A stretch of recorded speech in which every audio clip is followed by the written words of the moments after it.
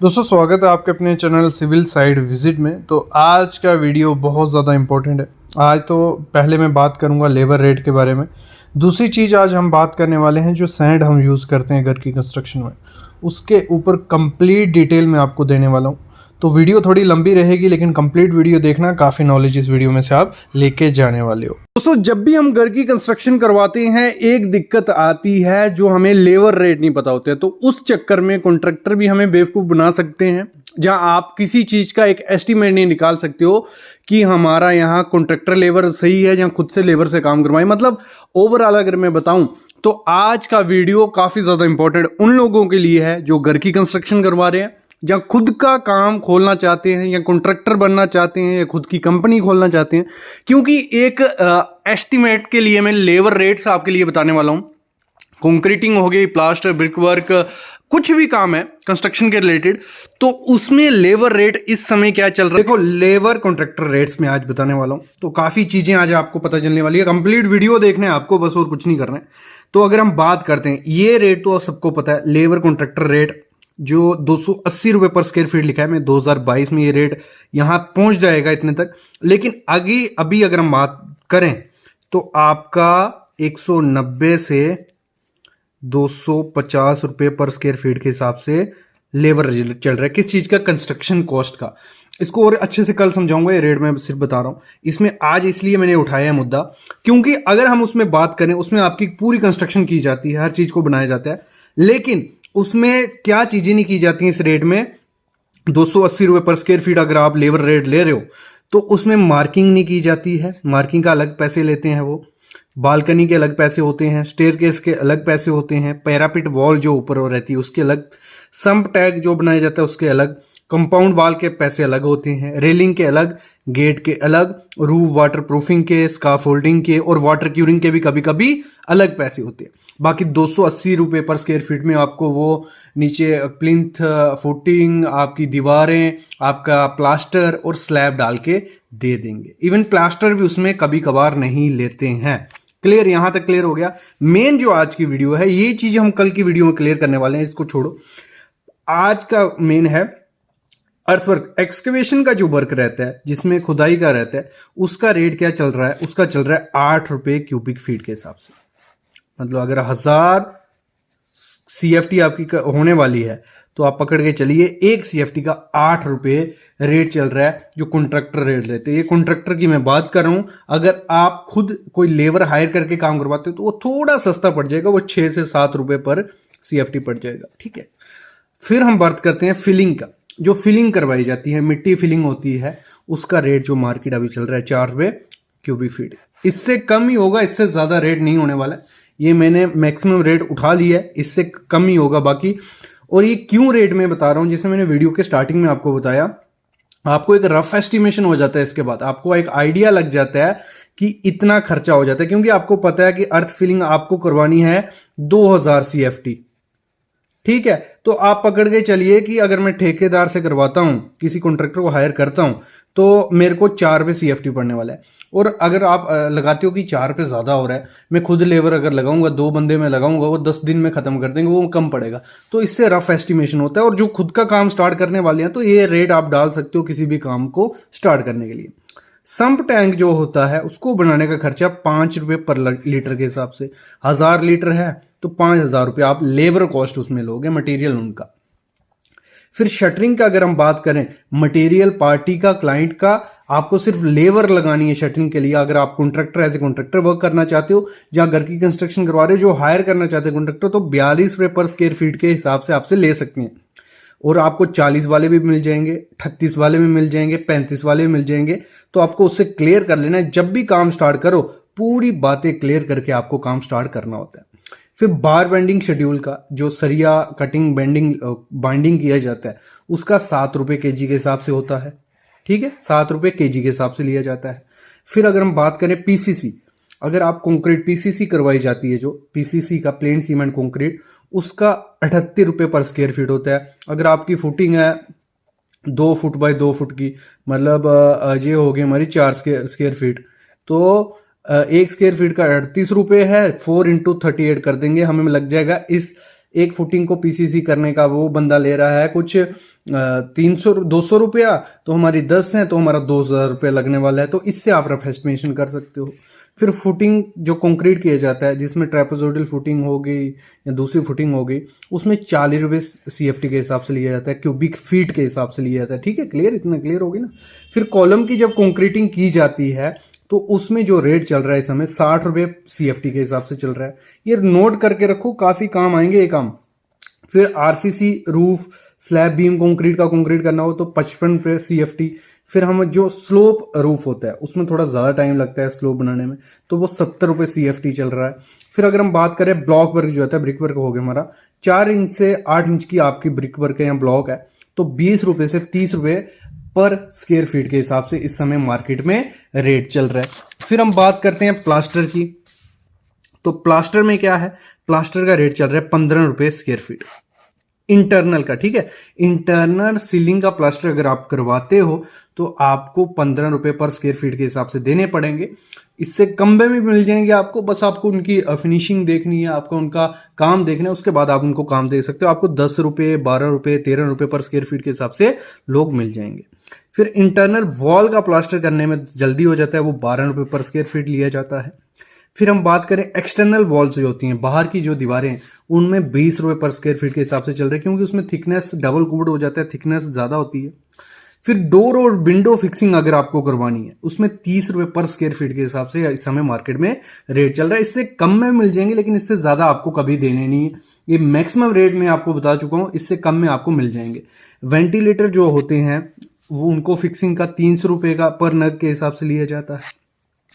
फिर हम बात करें जो कंक्रीट के बैंड होते हैं, 2 इंच का बैंड है, 3 इंच का बैंड है, उसको करने के लिए ₹28 पर रनिंग फीट के हिसाब से लेबर रेट। और इसमें कोई मटेरियल अटैच नहीं है, मटेरियल का अलग खर्चा होगा। ये लेबर रेट में आपको बता रहा हूँ, क्योंकि लेबर को एज ए लेबर कॉन्ट्रैक्टर भी काफी बच्चे काम करना चाहते हैं, तो उनके लिए रोड है। तो ग्रुप बनाया जाता है, जो 3x4 इंच का ग्रुप रहेगा वो ₹12 रनिंग फीट के हिसाब से ग्रुप किया जाता है। फिर पैरापिट वॉल जो है उसकी ब्रिक मैसनरी करनी है आपको, प्लास्टिंग करनी है, तो वो ₹50 पर स्क्वायर फीट के हिसाब से उसका रेट बनता है। फिर वाटर प्रूफिंग प्लास्टिंग जो की जाती है, मतलब प्लास्टर वैसे ही सेम, उसमें हम कोई केमिकल ऐड कर लिया, उसमें थोड़ा टाइम लगता है, वो ₹3 एक्स्ट्रा लेते हैं, मतलब ₹23 पर स्क्वायर फीट के हिसाब से वो चल रहा है। फिर फर्स्ट स्टोरी देखो, एक ग्राउंड फ्लोर के रेट्स थे, मतलब ग्राउंड फ्लोर में लेबर रेट। फिर जैसे 10% जैसे हम फर्स्ट स्टोरी में पहुंचते हैं 10% रेट हर चीज में इंक्रीज हो जाएगा। क्यों हो जाएगा? क्योंकि उसमें लिफ्टिंग का होगा, थोड़ा टाइम ज्यादा लगता है, तो 10%। फिर जैसे सेकंड फ्लोर आ जाएगा उसमें 15% कर दिया जाता है। फिर जैसे थर्ड फ्लोर आएगा उसमें 20% एक्स्ट्रा आपसे जो भी रेट हैं उनमें ऐड करते जाते हैं। ये हो गया। तो और बाकी अगर मैं बात करूं मटेरियल प्लस लेबर कॉस्ट, अगर कोई घर की कंस्ट्रक्शन करवाता है तो 1250 से 1630 रुपए पर स्क्वायर फीट के हिसाब से खर्चा इस समय पड़ जाता है। दोस्तों, हम जब भी घर की कंस्ट्रक्शन करते हैं मोस्ट इंपॉर्टेंट मटेरियल हमारा रहता है रेती, सैंड बोल लो, बालू बोल लो, हर जगह पे अलग अलग बोला जाता है, लेकिन उसकी इंपॉर्टेंस काफी ज्यादा होती है। अगर उसको हम सही तरीके से यूज नहीं करेंगे तो हमारे घर में पपड़ी बन के निकल जाती है। अगर वो चीज सैंड अच्छी नहीं हुई, अगर रेत वो अच्छा यूज नहीं किया गया, तो होता क्या है, जो सीमेंट होता है वो अच्छे से बॉन्ड नहीं बनाता है और थोड़े टाइम बाद वो एक मिट्टी की तरह आपकी ब्रिक में से भी निकल आएगा, प्लास्टर में से भी निकल आएगा। तो आज इस वीडियो में हम वही सीखने वाले हैं, वही पता करने वाले हैं कौन सी सैंड हमारे घर के लिए अच्छी है, कहाँ यूज करनी चाहिए, सब चीजें बताऊंगा। मतलब दोनों मेन तो मैं आज जो मेनली हम यूज करते हैं वो हो गई हमारी रिवर सैंड और दूसरी हो गई हमारी क्रश्ड सैंड। तो इनमें दोनों में डिफरेंस क्या है, IS कोड क्या कहता है, कौन सा यूज करना चाहिए, या आपको सस्ता कौन सा पड़ेगा, वो मैं आपको आज बताने वाला हूँ। सबसे पहले मैं इनका डिफरेंस के साथ साथ आपको बताते जाऊँगा। मेन जो मैं कहूँ वो मैं कहता हूँ कि आपको क्रश सैंड ही यूज़ करनी चाहिए, जो क्रशर में मिलती है, जो रिवर सैंड को छोड़ के जो सैंड हमें मिलती है वो सैंड आपको यूज़ करनी चाहिए। सामने आप देख रहे हो ये रिवर सैंड है, इसके बारे में मैं बाद में बताता हूँ। और IS कोड कहता है कि आपको कौन सी सैंड यूज़ करनी चाहिए, रिवर सैंड। वो क्यों कहता है वो भी मैं आपको आगे बताऊंगा। तो सबसे पहले मैं स्टार्ट करता हूँ कि जो क्रश सैंड होती है उसमें वेस्टेज जीरो होती है, मतलब कोई वेस्टेज नहीं होगी आपकी। अगर आप क्रश सैंड लाओगे तो उसमें ना तो सिल्ट होगा ना बड़े पार्टिकल होंगे, तो वेस्टेज उसमें ज़ीरो हो जाती है। तो वो मैं प्रेफर करता हूँ कि ये प्राइस के हिसाब से, मतलब आपकी वेस्टेज नहीं होगी तो आपका खर्चा कम होगा, तो वो क्रश सैंड है। क्योंकि उसमें जो पार्टिकल आते हैं 4.75 mm से छोटे ही होते हैं, जो हमें मेनली चाहिए होते हैं। दूसरी चीज़ आती है जो मेन चीज़ है, सबसे ज़्यादा सिल्ट किस में पाई जाती है, वो है रिवर सैंड में। उसमें मतलब ऐसे केमिकल और इनऑर्गेनिक चीज़ें, बहुत चीज़ें पाई जाती हैं जो इफ़ेक्ट करती हैं कंक्रीट को इन फ्यूचर में। तो वैसे अगर क्रश सैंड देखें तो उसमें कोई सिल्ट, मेनली सिल्ट नहीं देखने को मिलती है। तो ये मेन चीज़ जो होगी जिससे पता चल गया कि आपको क्रश सैंड ही यूज़ करनी होती है। और मतलब अगर देखा जाए तो वर्केबिलिटी में सबसे ज़्यादा अच्छी वर्केबल कौन सी है, रिवर सैंड है। क्यों है, उसमें जो उसके साइज़ पार्टिकल हैं वो छोटे होते हैं, स्मूथ होते हैं। और उसमें क्रश सैंड में देखा जाए तो वर्केबिलिटी में थोड़ी कम है, लेकिन ऐसे देखे जाए तो वो अच्छी है। और परमेबिलिटी सबसे कम किसकी है, क्रश सैंड की। तो मॉइस्चर सोखने की कैपेसिटी भी बहुत कम रहती है। और इसमें मॉइस्चर कब तक, मतलब 10% तक मॉइस्चर रोक सकता है crush sand as compare to river sand. River sand कितना रोक सकता है, 7% तक की मॉइस्चर रोक सकता है। अभी आती है बात वाटर एब्जॉर्प्शन की, मतलब सबसे ज़्यादा वाटर कौन एब्जॉर्ब करता है। तो वाटर एब्जॉर्प्शन मतलब उसमें 2 से 4% ही होता है हमारा जो ये रहता है क्रश सैंड, और उसमें काफ़ी ज़्यादा होता है। तो दूसरी अभी मैं बात करता हूँ कि लोग बोलते हैं कि रिवर सैंड अच्छी होती है, मतलब रिवर सैंड किसके लिए अच्छी होती है, वो काम है वाटर प्रूफिंग का काम हो गया, जहाँ हो गया प्लास्टर का काम, तो उसके लिए रिवर सैंड अच्छी है क्योंकि वो स्मूथ भी होती है, वर्केबल होती है और इजीली काम हो जाता है उससे। और जो हमारी क्रश सैंड है वो सबसे बेस्ट किसके लिए, आरसीसी वर्क हो गया, कंक्रीट में वो बहुत अच्छा काम करती है। क्योंकि अगर उसको यूज़ करेंगे तो उसमें क्या है, उसकी ड्यूरेबिलिटी भी बढ़ती है और स्ट्रेंथ भी बढ़ती है कंक्रीट की, अगर आप क्रश सैंड यूज़ करोगे। स्लम्प लेस आता है, वर्केबल कम होती है, लेकिन काफ़ी अच्छी है। और ये ब्रिक वर्क हो गया, उसमें भी अच्छा है। और मेन चीज़ आजकल देखी जा रही है, क्यों कई स्टेट ने रिवर सैंड बैन कर ली है, इन्वायरमेंट की वजह से।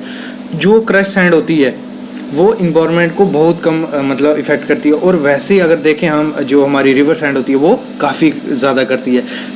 पोर परमेबिलिटी होती है उसकी, तो उससे क्या होता है, पानी नीचे नहीं जा सकता है। और जो हमारे वाटर टेबल हैं उसकी वजह से वो भी कम होते जा रहे हैं। ये मेन चीज़ है। और नेक्स्ट अगर अभी हम बात करें तो IS कोड जो हमारा है वो कहता है Zone 2 रिवर सैंड आपको यूज़ करनी चाहिए कंस्ट्रक्शन में, लेकिन वो किस चीज़ के लिए कहता है ये उसने मेंशन नहीं किया। प्लास्टिंग के लिए या वाटर प्रूफिंग के लिए आपको जो रिवर सैंड है वो बेस्ट है, ठीक है।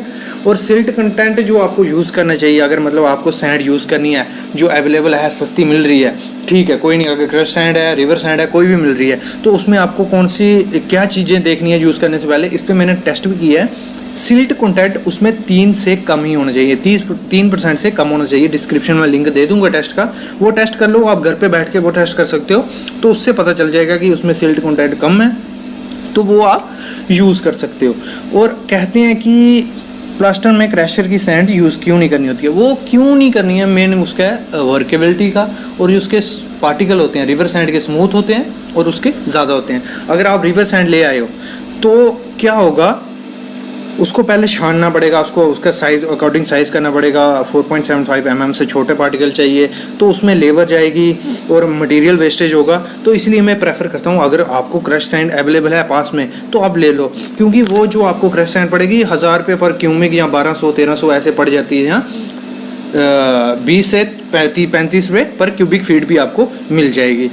तो मैं यही प्रेफर करूँगा कि आप क्रश सैंड यूज़ करो कंस्ट्रक्शन के लिए। तो आज का यही टॉपिक था कि हमें कौन सी सैंड कंस्ट्रक्शन के लिए यूज़ करनी चाहिए। तो मैं बोलूँगा क्रश सैंड। प्लास्टर और वाटर प्रूफिंग के लिए अगर आपको रिवर सैंड अवेलेबल है वो यूज़ करो, बाकी क्रश सैंड बेस्ट है। सिल्ट नहीं है, कुछ मटेरियल नहीं है, काफ़ी इंपॉर्टेंट। जो सैंड आप सामने देख रहे हो, अगर बाई चांस इस बारिश पड़ी, उस दिन काफ़ी ज़्यादा बारिश हुई, सैंड पूरी गीली हो गई, एक ये चांस हो गया। दूसरा कि अगर काफ़ी ज़्यादा धूप हुई, जो सैंड थी वो काफ़ी ज़्यादा ड्राई होगी। 2 चीज़ें हो सकती हैं साइड पे, ठीक है। तो जो पानी की रेशो होती है वो तो हमारी एक होता है कि हमने इतने MQ में, मतलब 1 MQ में इतनी सैंड डालनी है, इतना पानी डालना है। लेकिन होगा क्या, जब बारिश ज़्यादा हुई तो सैंड में पानी चला गया, वो हमें पता नहीं होगा कितना सैंड में पानी चूस लिया उसने, कितना किया है, तो उसमें पानी की मात्रा हम फिक्स नहीं कर पाएंगे। एक ये दिक्कत हो जाती है। कभी कभार क्या होता है, काफ़ी धूप पड़ती है, सैंड सूख जाती है, तो उसमें भी दिक्कत होती है कि पानी की मात्रा ज़्यादा बढ़ सकती है। तो प्रॉपर एक स्टैंडर्ड वे से अगर हमें पानी डालना हो कि हमारा जो मटेरियल बन रहा है, जो कंक्रीट बन रहा है, वो ख़राब भी नहीं हो, उसकी स्ट्रेंथ भी बरकरार रहे, तो इसलिए आज मैं आपको बताने वाला हूं कि कैसे आप स्टैंडर्ड तरीके से कर सकते हो, कि मतलब एक कैलकुलेशन कर सकते हो कि आपकी सैंड में कितना पानी जाएगा, आपके कंक्रीट में कितना पानी जाएगा। अगर बारिश भी पड़ गई है कोई दिक्कत नहीं, अगर ज़्यादा ड्राई हो गई है सैंड कोई दिक्कत नहीं। एक मतलब पूरी करेक्शन कैसे हम करते हैं सैंड की वेइंग में, वो मैं आज आपको बताने वाला हूँ। एक एक्सेल शीट है, उसके थ्रू मैं आपको कंप्लीट करूंगा। सिर्फ आपको वैल्यूज पुट करनी पड़ेंगी उस एक्सेल शीट में, बाकी वैल्यू रिजल्ट आपका अपने आप आ जाएगा, कुछ करने की ज़रूरत नहीं है। थोड़ा बहुत मैं आपको बताता हूँ क्या क्या आपको करना है, क्या सैंपल लेना है। कंप्लीट वीडियो देखना, काफ़ी अच्छी वीडियो आपके लिए होगी, क्योंकि ये वीडियो आपको यूट्यूब पे कम नहीं मिलेगी ज़्यादा, तो इसको कंप्लीट देखो। तो अभी मैं आपको सीधा एक्सेल शीट पे ले चलता हूँ, वहाँ मैं आपको दिखाऊंगा कि कैसे हम इसे करते हैं। उसमें आपको थोड़ी बेसिक चीज़ें और पता चलेंगी कि कितनी सैंड होती है पर एम क्यूब में, M10 की बात करें, M15, 20, 25 जो भी है। तो चलो एक्सेल शीट पे आपको मैं ले चलता हूँ। बस यही एक्सेल शीट चाहिए, आप कोई भी निकाल सकते हो कि कितना पानी ऊपर अप डाउन हमें करेक्शन के लिए करना है। तो ये एक्सेल शीट भी मैं आपको बताऊंगा कहाँ से आपको इजी अवेलेबल है ये। तो सामने देखो, सबसे पहले बेसिक चीज़ें देख लो। कंक्रीट ग्रेड जो मैंने लिखा है M10, 20, 25, 30, 35, 40, 45। फिर हमारा उसके साथ सामने ही लिखा है सैंड क्वांटिटी, तो वो केजी पर एम क्यूब है। एक एम क्यूब में कितना केजी, M10 है तो उसमें 823 है, फिर M20 है 794 है, M25 है 775 है, M30 है 760 है, फिर M35 में 735, M40 में 718, M45 में 725। ये मैंने एक लगा लो थंब रूल के हिसाब से लिए, जो हमारे पुराने डिज़ाइन से उनसे ये वैल्यूज़ ली हैं। फिर वाटर की क्वांटिटी की वैसे बात करूं, M10 में कितने हैं 185। ऐसे सब में हमने कहां से वैल्यूज ली हैं, जो हमारा पहले जो हमने काम कर चुके हैं उसकी जो वैल्यूज हैं, जो RMC बनाई गई है उससे। और जो मेन चीज आपको चाहिए थी वो थी moisture of in SSD condition. जो सैंड में बेसिकली SSD कंडीशन में जो मॉइस्चर रहता है वो कितना % होता है, ये कहाँ निकलता है, ये लैब में जब भी टेस्ट किया जाता है, जो पहली सैंड आई या जो भी है, तो उससे ये वैल्यू वेरी करती है, 2 से 6 तक ये वेरी कर सकती है। तो मैं आपको सामने आपको दिख रहा भी होगा, जो हमारी पुरानी RMC थी, रिपोर्ट थी, उसमें वाटर ऑब्जॉर्प्शन कितना दिख रहा है, 2% आपको दिख रहा होगा। ये डिटेल चाहिए, सिर्फ आपको क्या चाहिए उस RMC से, वाटर ऑब्जॉर्प्शन कितना % है, 2 था, 3 था, 4 था, वो उस पर पहले आपने लैब में किया होगा, वो वैल्यू आपको मिल गई। ये चीज़ आपको चाहिए, उसके बाद आपको सिर्फ वैल्यू पुट करनी है, आपको सब मिल जाएगा। कि मैं बताता हूँ अभी कैसे वैल्यू आपको पुट करनी है।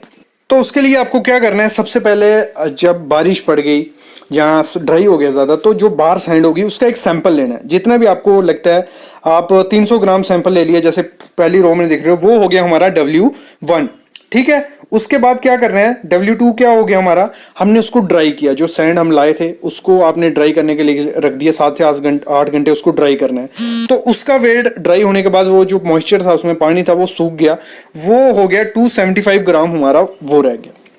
फिर आपको क्या करना है, उसके बाद सिंपल हमने फार्मूला पुट कर दिया है।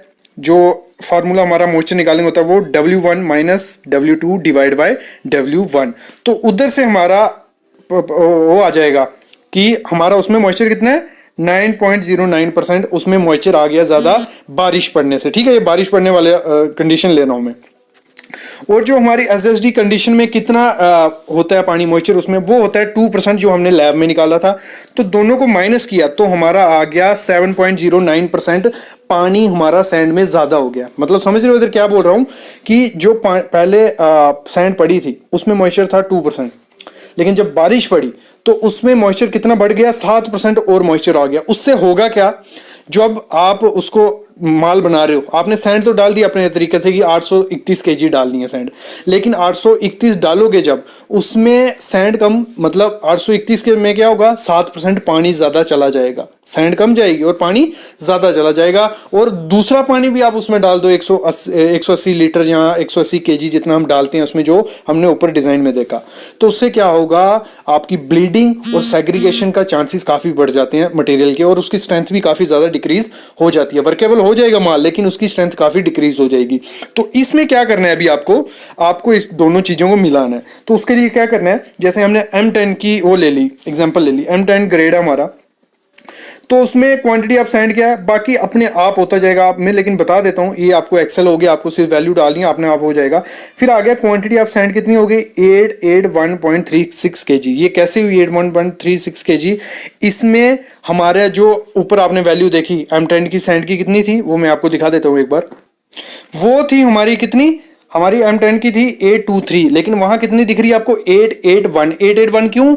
वो 7% जो उसमें पानी था ना, वो उसमें पानी हम बाद में निकाल देंगे, उसमें 7% हमने सैंड ऐड की कर ली। वो कैसे ऐड होगी? वो सिंपल हमने फार्मूला उसमें पुटअप किया है, जैसे आप करोगे वो अपने आप ऐड हो जाएगी। जितने भी परसेंट आपका पानी ज्यादा होगा उतनी सैंड उसमें अपने आप ऐड हो जाएगी। ये हो गया।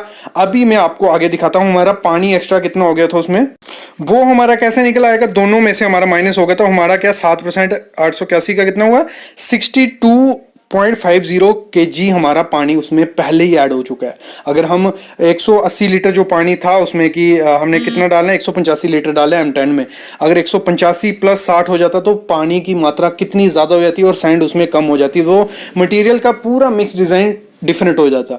तो इसी को निकालने के लिए इसी से हमारा क्लियर हो गया। अभी हमने क्या करना है, सैंड उसमें डालनी है हमने 881 kg क्लियर, और पानी कितना डाल देना है हमने, और दोनों में से माइनस कर लेंगे। 185 हमारा M10 में डलता है, माइनस 62.50 पहले का है उसमें, किससे कैसे बारिश पड़ी थी 7% पड़ा था, दोनों को माइनस करेंगे तो हो गया हमारा 122 लीटर हमें उसमें पानी डालना है M10 के माल में। ऐसे ही जो भी ग्रेड होगा आपको सिर्फ वैल्यू पुट करनी है, आपका आंसर आता जाएगा। मतलब इससे क्लियर हो गया आपको कभी भी बारिश पड़े तो आपको क्या फॉलो अप करना है, उसका सैंपल लेना है, उसको ड्राई करना है, दोनों में से माइनस करना है, इसमें वैल्यू पुट कर दो, आपका रिजल्ट आ जाएगा कि आपका उसमें पानी कितना भर गया उस सैंड में, उतना पानी आपको कम कर देना है, सैंड की रेशियो उतनी ज़्यादा आपको बढ़ा देनी है। ये एक अच्छा क्वेश्चन था, ये क्वालिटी इंजीनियर को आना ही आना चाहिए, साइट इंजीनियर को पता होना ही होना चाहिए। आई होप आपको समझ आ गया हो। इसके रिलेटेड कोई भी क्वेश्चन रहता है आपको जिनको नहीं समझ आएगा, एक्सेल शीट में आप व्हाट्सएप ग्रुप के साथ जुड़ो हमारे, मैं वहाँ प्रोवाइड कर दूंगा आपको। आप एक बार एक्सेल शीट में देखोगे खुद तो आइडिया आपको लग जाएगा। बाकी आपको जिसको डाउट रहता है कि कैसे किया तो आप कमेंट करो, मैं ज़रूर बताऊँगा आपको। अगर आप चाहते हो कि इस पर एक और वीडियो लेके आऊँ, अगर नहीं समझ आया तो फिर मैं एक और वीडियो भी लेके आऊँगा, कोई दिक्कत नहीं है। मेरे को आपको समझाना था वो मैं आपको समझा के रहूँगा। थैंक यू गाइस, और प्लीज़ चैनल को सब्सक्राइब कर लो। Thank you.